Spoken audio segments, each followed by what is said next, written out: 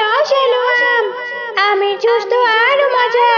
বাবারে বাবা, তাড়াতাড়ি আমগুলো খেয়ে শেষ করতে হবে, নইলে অন্য কারো গাছের আম ধরবো কি করে। এসব বলে শাকচুন্নি মনের সুখে শিয়ালিনীর গাছের আম খেতে থাকে আর আমেরাটি ছাল নিচে ফেলতে থাকে। সেই গাছের নিচে আরে আরে, ওই তো ওই পশুর ছানারা লাফিয়ে লাফিয়ে খেলাধুলা করছে আর কেমন চিৎকার করছে। এগুলোর জন্য তো আমার আম খেতে ভীষণ অসুবিধে হয়। দাঁড়া, তোদের মাঝে এমন ঝগড়া বাঁধিয়ে দিব না। এরপর শাকচুন্নি উপর থেকে আমেরাটি ছুঁড়ে নিচে মারতে থাকে। কিরে টিনা, তুই আমাকে আমের আটি ঢিল দিলি কেন? আমার বুঝি লাগলো না? বাইরে, আমি কেন তোকে ঢিল দিতে যাব? তোর তো সবসময় ঝগড়া না করলে হয় না, তাই না? তাহলে আমি কি তোকে মিথ্যে বলছি? এখানে তো আমরা ছাড়ার কেউ নেই। তোকে আমি এখন কামড়ে দিই, তখন কেমন হবে শুনি? দিব কামড়ে? হ্যাঁ, তুই মিথ্যে বললেই হলো। দে শুধু কামড়, বুঝবি তোকে আমি কি করি। আমিও কামড়ে দিতে পারি। এরপর ববি টিনাকে কামড়ে দিয়ে সেখান থেকে এক ছুটে পালিয়ে যায়। ছাড়বো না, ছাড়বো না ববি, তোকে আমি কিছুতেই ছাড়বো না। ওদের এমন ঝগড়া দেখে শাকচুন্নি অনেক হাসতে থাকে আর ভীষণ মজা পায়।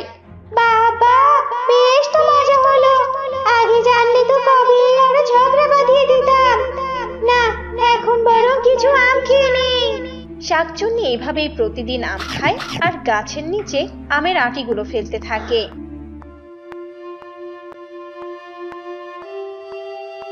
আর দিন দিন আম গাছ থেকে আম কমে যেতে থাকে। গিন্নি, ও গিন্নি, শিগগিরই এদিকে আসো তো, তুমি শুনে যাও।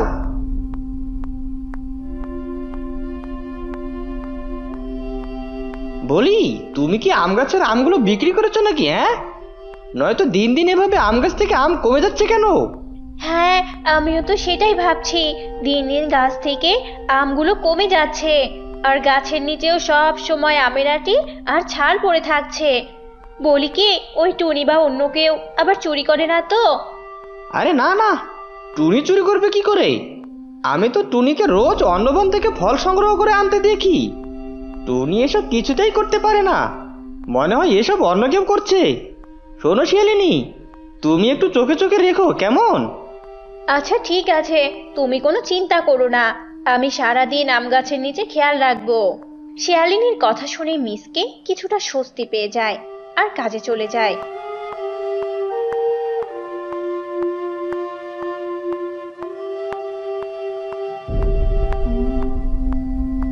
এভাবেই দিন কাটছিল, কিন্তু প্রতিদিন আম চুরি হতেই থাকে। শিয়ালিনী সারাদিন নজর রেখেও কিচ্ছু করতে পারে না। কি গো, তোমাকে এমন চিন্তিত দেখাচ্ছে কেন? আবার কি নিয়ে ভাবছো শুনি? কি আর ভাববো বলো, নতুন করে কিছুই হয়নি। শুনলাম জঙ্গলের সবার গাছের নাকি আম চুরি হচ্ছে, তাই ভাবছি সবগুলো আম বিক্রি করে দিব। আর দেরি নয় গিন্নি, বড্ড লস হয়ে যাচ্ছে। এরপর মিসকে আর তার বউ শিয়ালিনী মিলে আম গাছের বাকি আমগুলো পাড়ে আর মিসকে সেগুলো নিয়ে বাজারে বিক্রি করতে চলে যায়। এটা কি হলো? না না না না না, আমি শাকচুন্নি তো এটা কিছুতেই মেনে নেব না। আমার সাথে কিনা ছলনা করা হলো। দেখাচ্ছি মজা আমি। কত সুখে আমি আমগুলো খাচ্ছিলাম, আমার সব আম কেড়ে নিল। দাঁড়া, আমার আম খাওয়া বন্ধ করেছিস তো কি হয়েছে? এবার তোদের আমি কিভাবে জ্বালাই দেখবি। শাকচুন্নি আম বিক্রি করায় ভীষণ রেগে যায় আর আম গাছের ডালে বসে পা দুলাতে থাকে আর কি করা যায় তা ভাবতে থাকে। গিন্নি, ও গিন্নি, এই দেখো দেখো, আম বিক্রি করে আমি বড় একটা মাছ কিনে নিয়ে এসেছি। এখন তাড়াতাড়ি রান্না করে নাও তো, অনেকদিন থেকে ইলিশের ঝোল খাওয়া হয় না।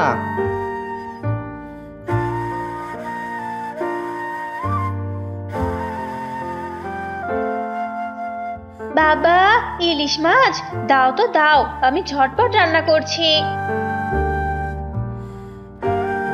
এরপর শিয়ালিনী মাছ নিয়ে রান্নাঘরে চলে যায় আর মাছ কাটতে থাকে। এদিকে শাকচুন্নি আম গাছে বসে মাছের ঘ্রাণ পেয়ে যায়। আরে আরে, ইলিশ মাছের ঘ্রাণ পাচ্ছি যে। আহা, কতদিন পর। দাঁড়া, এবার তোদের আমি বেশি করে এই মাছ খাওয়াচ্ছি। এবার এই মাছ সব আমার পেটে চলে যাবে। শাকচুন্নি যখন হাসছিল, এইদিকে শিয়ালিনী মনের সুখে রান্না করছিল। আরে আরে, লবণ আবার আরেক ঘরে রেখে দিয়েছে। যাই, তাড়াতাড়ি গিয়ে লবণ নিয়ে আসি। এরপর শিয়ালিনী তাড়াতাড়ি করে লবণ নিয়ে আসে আর এসে দেখে রান্নাঘরে কোনো মাছই নেই। আরে আরে, মাছ কোথায় গেল? আমি তো এক্ষুনি সব মাছ রেখে গেলাম। এই অল্প সময়ের মাঝে মাছ কে নেবে শুনি? কেউ তো আসেনি, বিড়ালও তো আসেনি। না জানি মিসকে আমার কি অবস্থা করবে আজ। আরে গিন্নি, চিৎকার করছো কেন? আর রান্না আরো কখন করবে শুনি? তোমার যে কি হয় বুঝি না বাবা। রান্না করব কি করে বলো? মাছ কি আর আছে নাকি? একটু পাশের ঘরে গিয়েছিলাম, আর এসেই দেখি মাছ নেই। তুমি কি আমাকে গল্প বলছো নাকি শুনি? মাছ আবার কে নিয়ে যাবে? গিন্নি, আসলে তুমি কোনো কাজেরই না। এতদিন তো আমগুলো দেখে রাখতে পারলে না, এখন আবার মাছও চুরি? আমার মনে হয় মাছ ফেলে রেখে কোথাও গিয়েছিলে, বিড়াল এসে চুরি করে নিয়ে গেছে। তুমি বিশ্বাস করো মিসকে, আমি মাছগুলো ভালোভাবেই রেখে গিয়েছিলাম। এত তাড়াতাড়ি তো বিড়ালের চুরি করাও সম্ভব নয়। তাহলে কি বলতে চাইছো? ভূত? যত সব। এসব বলে মিসকে রাগ দেখিয়ে চলে যায়। আর আম গাছের শাকচুন্নি মজা করে মাছ খেতে থাকে। করতে থাক তোরা ঝগড়া, আর আমি এখানে মজা করে মাছ খাই। শাকচুন্নি নিমিষেই মাছ খাওয়া শেষ করে দেয়। আর এভাবেই প্রতিনিয়ত শাকচুন্নি কোনো না কোনো অনাচার ঘটাতেই থাকে। কখনো খাবার চুরি করে খায়, কখনো বাড়ির জিনিস নষ্ট করতে থাকে, কিন্তু কেউ তা বুঝতেই পারে না যে এসব শাকচুন্নি করছে। মিসকে সবসময় শিয়ালিনীকে দোষ দিতে থাকে। একদিন শিয়ালিনী রান্না শেষ করে যখন বসেছিল, এমন সময় শাকচুন্নি তার মেয়ে টিনার রূপ ধরে সেখানে চলে আসে। মা, ও মা, আমাকে খেতে দাও তো, আমার ভীষণ খিদে পেয়েছে। কে রে মা, তুই তো মাত্র খেলতে গেলি, তাহলে এক্ষুনি ফিরে এলি যে? খিদে পেয়েছে তাই এসেছি, এখন দাও তো দাও। এরপর শিয়ালিনী টিনারূপী শাকচুন্নিকে খাবার খেতে দেয়, আর সে সবগুলো খাবার খেতে থাকে। কি রে মা টিনা, তুই তো খেতেই যাস না, আর আজ কি না আমাদের সবার খাবারগুলো গপ গপ করে খাচ্ছিস? কি হয়েছে তোর বল তো? মা, এত কথা বলো না তো, খেতে দাও আমাকে। এসব বলে টিনারূপী শাকচুন্নি সবগুলো খাবার খেয়ে তাড়াতাড়ি চলে যায়। এদিকে আসল টিনা আর মিসকে বাড়িতে আসে। মা, আমার বড্ড খিদে পেয়েছে, বাবাকে আর আমাকে খেতে দাও। সে কি রে মা, তুই তো একটু আগে খেয়ে গেলি, সবগুলো খাবার খেয়ে গেলি, তাও আবার এখন আবার খাবার চাইছিস? হয়েছেটা কি তোর? তুমি এসব কি বলছো মা? আমি তো মাত্র এলাম। গিন্নি, তোমার কি মাথা নষ্ট হয়ে গেছে নাকি? টিনা অত খাবার খেতে পারে? আসলে তুমি কোনো রান্নাই করোনি, আমাকে এখন তুমি মিথ্যে বলছো।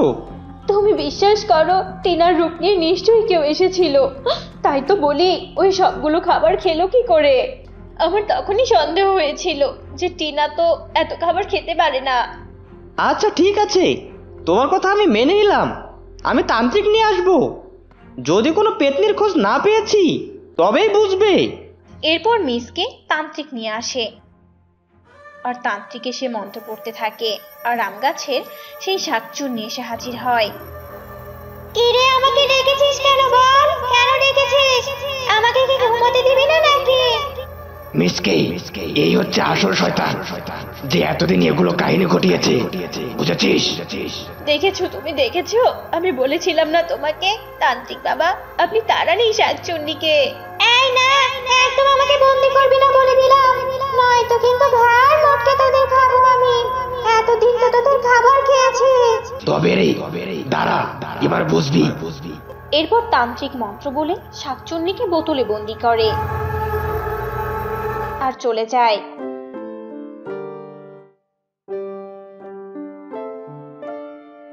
গিন্নি, তুমি আমাকে ক্ষমা করে দাও, আমি তোমাকে ভুল বুঝে অনেক কথা বলে ফেলেছি। আর তুমি এখন চিন্তা করো না, এখন থেকে আর কিচ্ছু হবে না। এরপর থেকে আর আম গাছের সেই শাকচুন্নির উপদ্রব দেখা যায়নি।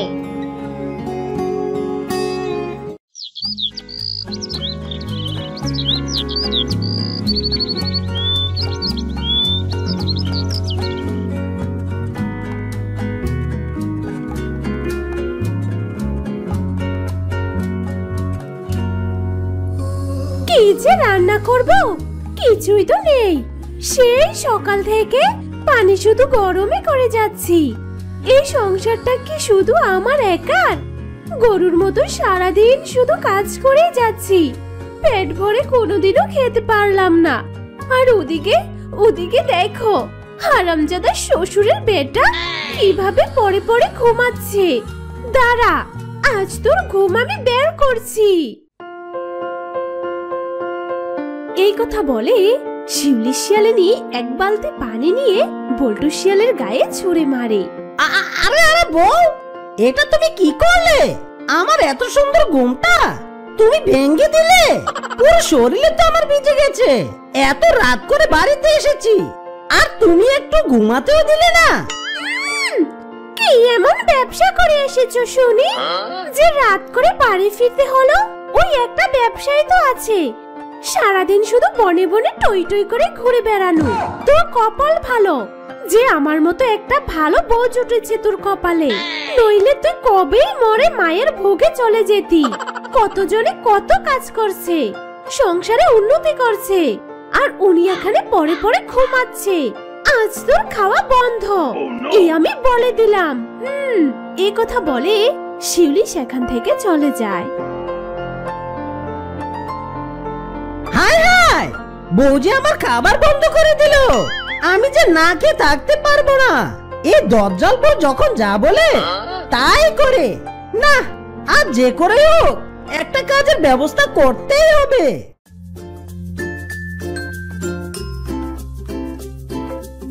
আরে ওই তো আমার সোনা বউটা রান্না করছে। বউ, আমাকে কিছু খেতে দাও, খেয়ে আমি কাজে যাব। খেতে দেব তোমাকে? কি কাজ করবে সেটা আমার ভালো করেই জানা আছে। কোনো খাবার দিতে পারবো না, এক্ষুনি এই রান্নাঘর থেকে বেরো বলছি। বউ, বিশ্বাস করো, সত্যি আমি আজ একটা কাজ করেই ছাড়বো। কিন্তু বউ, আমি কি কাজ করব সেটাই তো মাথায় ঢুকছে না। এখন তো শীতকাল, আমাদের বনে অনেক খেজুর গাছ, আর কতজনকেই তো দেখছি এই শীতকালে খেজুরের রস বিক্রি করছে। তুমিও তো খেজুরের রস পেরে বিক্রি করতে পারো। আর তাছাড়া খেজুরের রস দিয়ে তো গুড়ও তৈরি হয়। শিউলি শিয়ালিনী যখন এসব বলছিল, ঠিক তখনই তাদের বাড়ির সামনে দিয়ে বাঘ খেজুরের রস নিয়ে যাচ্ছিল আর বলছিল, খেজুরের রস নিয়ে যান। আসুন আসুন, আমার খেজুরের রস খেয়ে যান। মাত্র 10 টাকা গ্লাস, একবার খেলে বারবার খেতে চাইবে। টাটকা খেজুরের রস, খেজুরের রস, খেজুরের রস, খেজুরের রস। ওই দেখো দেখো, বাঘ মামা খেজুরের রস বিক্রি করছে। দেখে কিছু শেখো। খেজুরের রস পেরে বিক্রি করতে পারলে তবে আমি তোমাকে খেতে দিব, এর আগে নয়। এসব বলে শিউলি শিয়ালিনী সেখান থেকে চলে যায়। এই বউকে বুঝিয়ে আর কোনো লাভ নেই। না, গিয়ে দেখি তো কোনো কাজ পাই কিনা। যদি খেজুরের রস পাই তাহলে আগে খেয়ে নিব, তারপর বিক্রি করার কথা ভাববো। এসব বলে বল্টু শিয়াল সারা বনে কাজ খুঁজতে থাকে।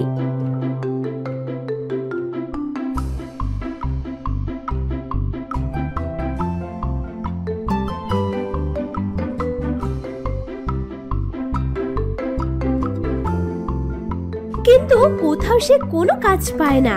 এভাবে দুপুর গড়িয়ে সন্ধ্যা হয়ে যায়। তখন শিয়াল বলে, সারাদিন ঘুরেও তো কোনো কাজ পেলাম না। কাজ না পেলে বাড়িতেও তো যেতে পারবো না। বাড়িতে যে খাটাস একটা বউ আছে, এদিকে তো খিদে আমার জীবন যায়। মাইরি, না, সামনের দিকটা গিয়ে একটু দেখি কোনো খেজুর গাছে রস পাই কিনা। এরপর বল্টু আবারও যেতে থাকে।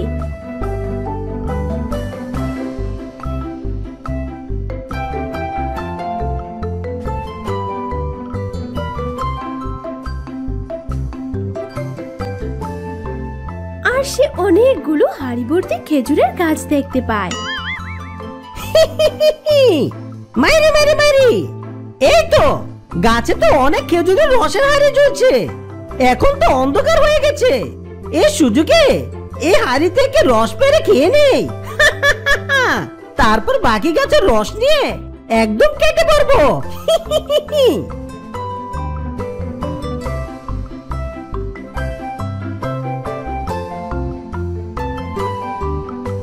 এসব বলে বল্টু শিয়াল খেজুর গাছে ওঠে।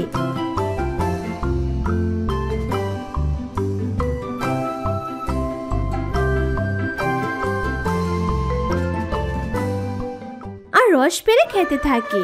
ঠিক তখনই এক গায়েবী আওয়াজ শুনতে পায়। কি রে, রস খাচ্ছিস বুঝি? খা খা, পেট ভরে রস খা। আমি তো রস খেতে পারলাম না, তুই খা। আরে আরে, এভাবে চিকন সুরে কে এসে কথা বলছে? এই রসের হাড়িতে কেউ আবার লুকিয়ে নেই তো? মারি, আরে এই রসের হাড়ি আবার কোথায় গেল? রসের হাড়ি তো আমার কাছে রে, এইদিকে তাকা দেখি। রসের হাড়ি হেঁটে হেঁটে আমার কাছে চলে এসেছে রে, আমাকে রস খাওয়াতে। কে কে কে কে? ওরে বাবা রে, এ আবার কে? দেখে তো ডাইনির মতো লাগছে। আমার আর রস খাওয়ার শখ নেই। মাইরে পালা পালা বল্টু পালা। এই কথা বলে বল্টু শিয়াল পালিয়ে যেতে থাকে।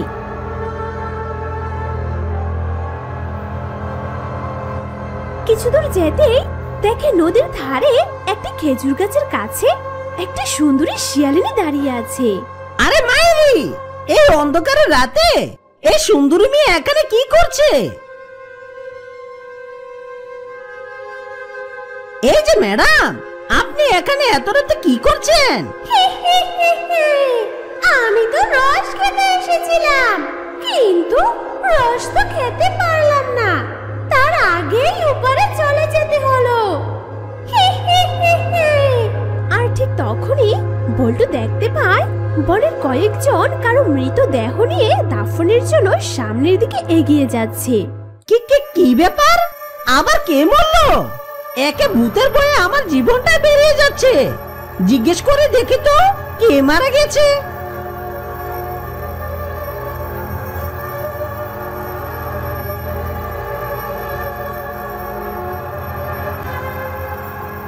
এই যে ভাই, কার লাশ নিয়ে যাচ্ছ তোমরা? এই যে ভাই, এটা একটা মেয়ের লাশ, যে আজ সন্ধ্যাবেলা খেজুর গাছ থেকে রস পাড়তে গিয়ে পড়ে গিয়ে মারা গেছে। এই যে দেখুন তাকে। মাইরি, ওরে বাবারে, এই তো দেখছি সেই মেয়েটি যার সাথে আমার এইমাত্র কথা হলো। তার মানে আমি ভূতের সাথে এতক্ষণ কথা বললাম। বাপরে বাপ, কাজের গুষ্টি কিলাই। বেঁচে থাকলে অনেক কাজ করতে পারবো। এবার আমি আমার জান নিয়ে পালাই। মাইরি মাইরি মাইরি। এই কথা বলে বল্টু শিয়াল সেখান থেকে পালিয়ে বাড়িতে চলে যায়। এখন আমি কোথায় যাব? ঘরে দাঁত জ্বালবো আর বাহিরে ভূত। বউ তো আমাকে কিছুতেই ঘরে ঢুকতে দেবে না। এক কাজ করি, আমি বরং রাতটা বারান্দায় শুয়ে কাটিয়ে দেই। সকাল হলে বউকে সব বুঝিয়ে বলবো। এরপর বল্টু শিয়াল বারান্দায় শুয়ে পড়ে। পরের দিন সকালবেলা শিউলি শিয়ালিনী উঠে দেখে, বলে, ওরে হারামজাদা, আমি ভেবেছি ও মনে হয় খেজুরের রস পেরে এনেছে, আর এখন তো দেখছি এ পরে পরে ঘুমাচ্ছে। দাঁড়া, তোর ঘুম আমি বের করছি। এসব বলে শিউলি শিয়ালিনী একটি ঝাড়ু নিয়ে এসে বল্টু শিয়ালকে মারতে থাকে আর বলে, এই তোর কাজের নমুনা, এই ঝাড়ু দিয়ে আজ তোকে আমি কাজ শিখাবো। হারামজাদা, শালা শ্বশুরের বেটা। ওরে বাপরে, এ বউ তো নয়, যেন ফিল্মের রিনা খান। আমি পালাই রে বাবা, মাইরে মাইরে মাইরে মাইরে। এসব বলে বল্টু শিয়াল সেখান থেকে পালিয়ে যায়। ওগো শুনছো, অনেকদিন তো হলো বাবার বাড়িতে যাওয়া হয় না, মেয়েটাও বলছিল নানার বাড়িতে যাবে। আর তাছাড়া এখন তো আমের সিজন, মেয়েটা মন ভরে ওর নানার বাড়িতে গিয়ে আম খেতে পারবে। আচ্ছা ঠিক আছে বউ, তাহলে তোমরা তাড়াতাড়ি রেডি হয়ে নাও, আমি তোমাদের দুজনকে দিয়ে আসছি। কিন্তু বউ, 3 দিনের বেশি থাকতে পারবে না, তুমি তো জানোই তোমাদের ছাড়া আমার এই খালি বাড়িতে একদম ভালো লাগে না। ওগো, এ নিয়ে তুমি একদম চিন্তা করো না, আমরা মামে ঠিক সময়ে বাড়িতে চলে আসব। এই বলে শিউলি শিয়ালিনী তার মেয়েকে নিয়ে বেরিয়ে পড়ে।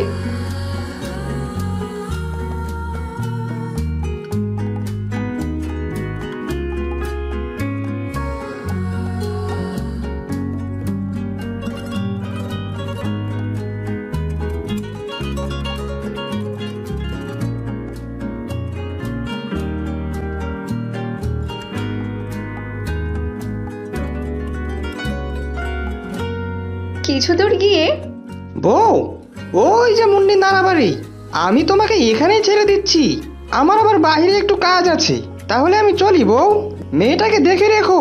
এই বলে বল্টু শিয়াল সেখান থেকে চলে যায়। মা মুন্নি, চল মা চল।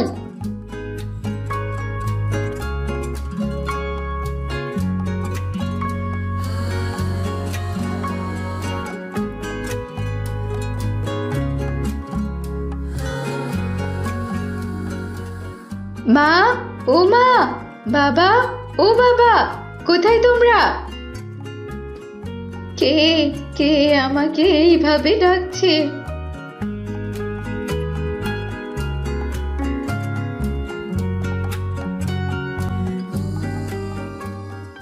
আরে আরে, এই তো দেখছি নানু ভাই এসেছে।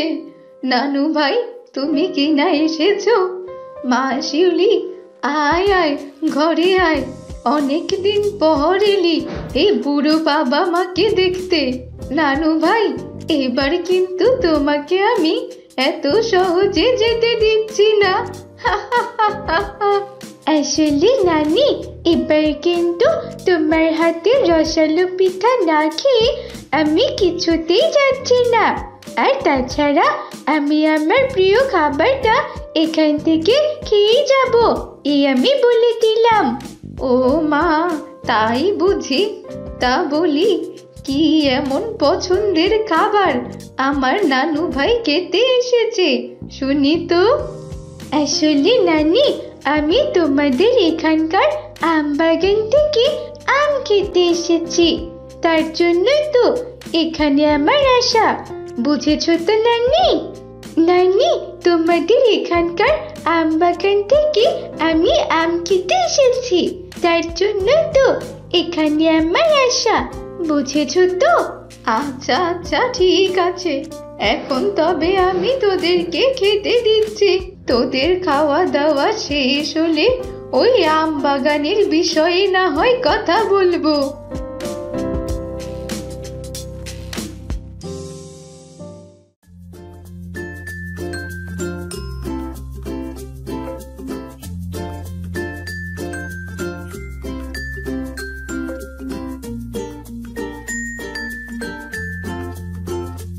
আরে আরে, এই জায়গাটা তো দেখছি খুব সুন্দর, কিন্তু এখানে তো আমি কোনো আম বাগানই দেখছি না, যার জন্য এত আশা করি এই নানির বাড়িতে ঘুরতে এলাম, সে আমি তো এখন পর্যন্ত খেতে পারলাম না।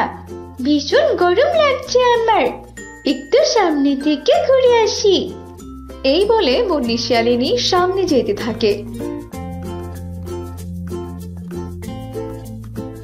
আর তখনই সে বিশাল এক আম বাগান দেখতে পায়। আরে আরে, এই তো কত বড় একটা আম বাগান, এই গাছগুলোতে তো দেখছি অনেক পাকা পাকা আম ধরেছে, কিন্তু আমি এই গাছে কি করে উঠবো? আমি তো গাছে উঠতে পারি না। তুমি বুঝি আম বাগানের আম খাবে? আমি তো তোমাকে গাছে তুলে দিচ্ছি, তোমার যত খুশি তুমি আম খেতে পারো। আমি তো আমার বাগানের আম সবাইকে খাওয়াতে চাই, কিন্তু তারাই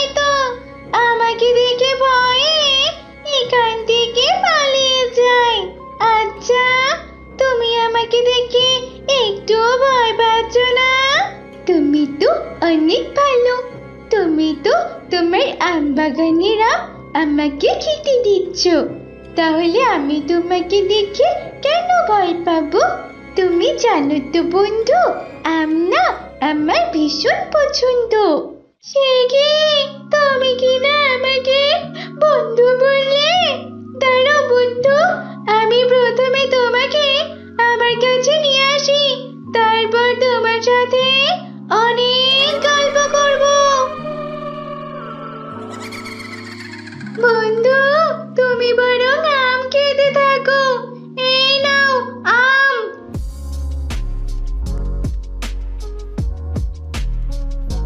আচ্ছা বন্ধু, তুমি কি আমার কাছে রোজ রোজ আসবে?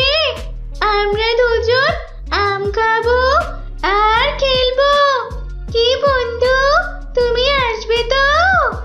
আচ্ছা আচ্ছা, ঠিক আছে বন্ধু, আজ তো তোমার সাথে অনেক গল্প হলো। ওদিকে যে আমার মা আর নানি আমাকে খোঁজাখুঁজি করছে। আজ তবে আমি আসি বন্ধু।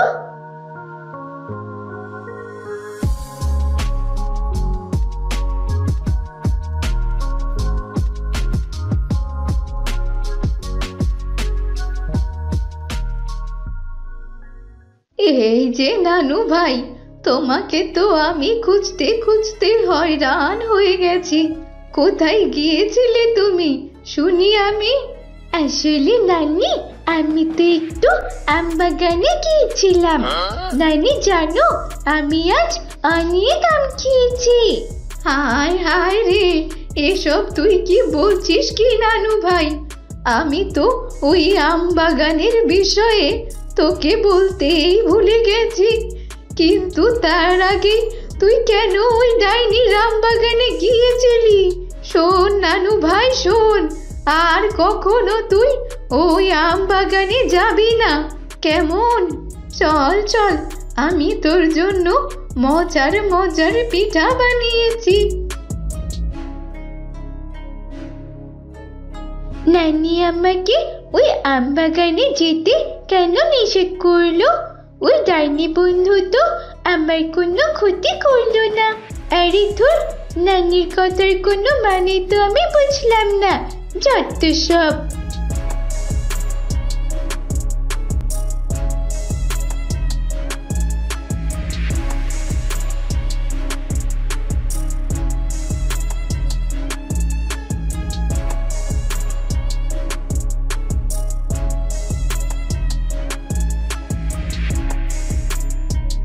পরের দিন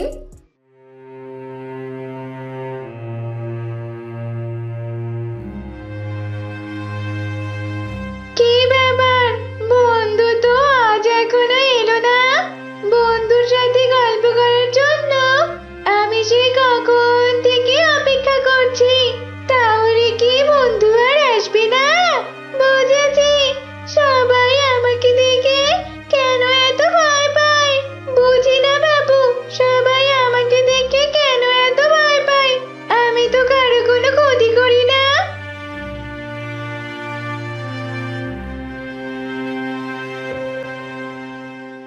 বন্ধু, তুমি কি আমার জন্য অপেক্ষা করছিলে? আমি তো তোমার কাছে আসতে চেয়েছিলাম, কিন্তু আমার নানি আমাকে কিছুতেই আসতে দিচ্ছিল না। আমি তো লুকিয়ে লুকিয়ে তোমার সাথে দেখা করতে এসেছি। বন্ধু, আমি তো নানির বাড়িতে ঘুরতে এসেছি, আর কাল আমার বাবা এসে আমাদেরকে বাড়িতে নিয়ে যাবে। বন্ধু, তুমি লুকিয়ে আমার কাছে কেন এসেছো? বড়দের কথা কখনোই অমান্য করতে নেই। আমি বড়দের কথা অমান্য করার শাস্তি আজ পাচ্ছি। একে একে বন্ধু, বড়দের কথা অমান্য করার শাস্তি পাচ্ছ মানে? বন্ধু, আসলে তোমার মৃত্যু কিভাবে হয়েছে আমাকে তুমি একটু বলো দেখি। তুমি শুনবে? শোনো তবে, আমি একদিন মায়ের কাছে বায়না করলাম আম খাওয়ার জন্য, কিন্তু আমার মায়ের কাছে আমাকে দেওয়ার মতো কোনো টাকাই ছিল না। তাই আমি রাগ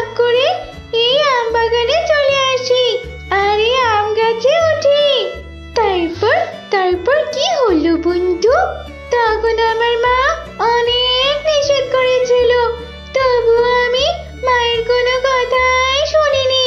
আর মায়ের কথা না শোনায় আমি এই আম গাছ থেকে পড়ে গিয়ে মারা যাই। আর তারপর থেকে আমি ডাইনি হয়ে এই আম বাগানেই বাস করি।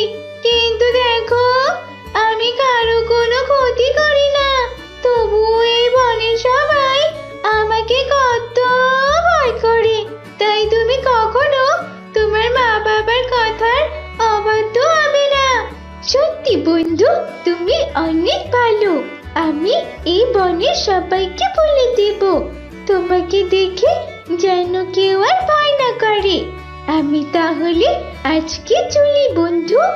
এই বলে মুন্নি শিয়ালিনী সেখান থেকে চলে যায় আর বনের সবাইকে আম বাগানের ডাইনির বিষয়ে সব কথা খুলে বলে। আর তারপর থেকে বনের সবাই আম বাগানের আম নির্ভয়ে খেতে থাকে।